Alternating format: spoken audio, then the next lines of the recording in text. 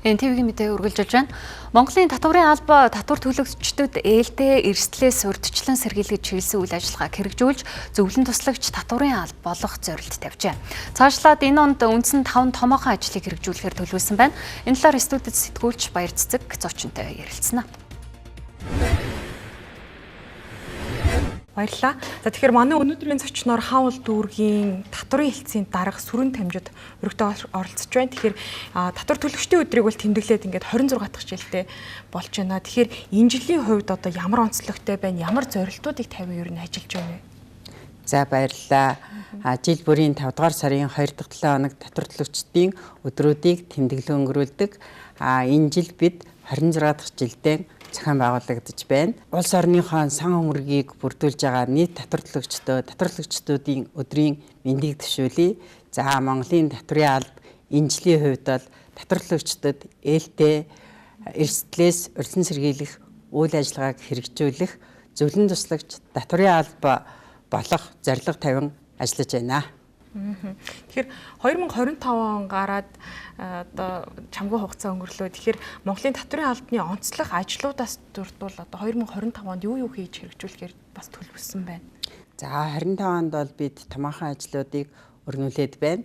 За тухайлбал татварын багц хуулийн шинжилэл, за 2 дугаарт нь татварын албаны 25-аас 28 оны үйл ажиллагааны төлөвлөгөө, за 3 дугаарт нь олон улсын байгууллагуудтай томоохон ажлуудыг эхлүүлээд байна.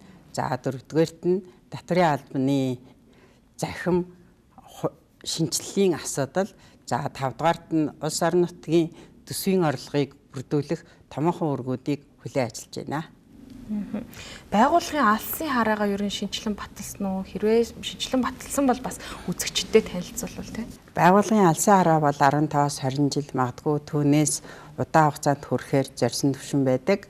За татварын алба бол олон улсын жишигт хүрэх татварын алба болох зорилго тавин алсын хараагаа шинжилэн баталсан. Тэгэхээр татварын албаны гол ажил бол ерөнхийдөө улс орны сан өмөргийг бүрдүүлдэг ийм онцлог ажил гэж ойлгодог. Тэгэхээр Хавл дүүргийн татварын хэлтсийн хувьд одоо төсвийн орлогыг 2024 онд хэрхэн яаж биелүүлсэн байна энэ тухайд? За татварын алба бол улсын төсөв, нийслэлийн төсөв, орон нутгийн төсвийг бүрдүүлэн ажилдаг. За бид 2024 онд улс нийслэл орон нутгийн төсвөөр 638.7 тэрбум буюу 107.1%-аар давалан биелүүлсэн.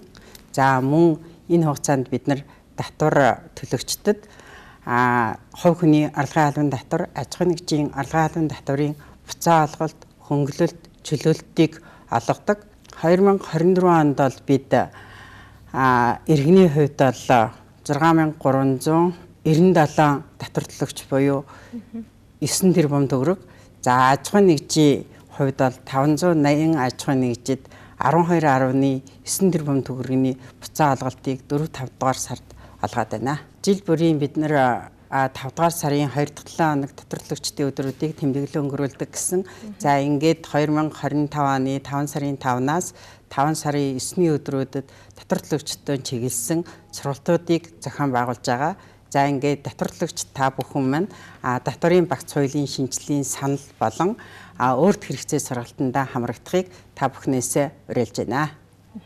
Баярлалаа. За студид Хавл дүүргийн татварын хэлтсийн дарга сүрэн тамжидтай ярилцаж үзэгч та бүхэнд мэдээллийг хүргэлээ. Анхаарлаа хандуулсанд баярлалаа.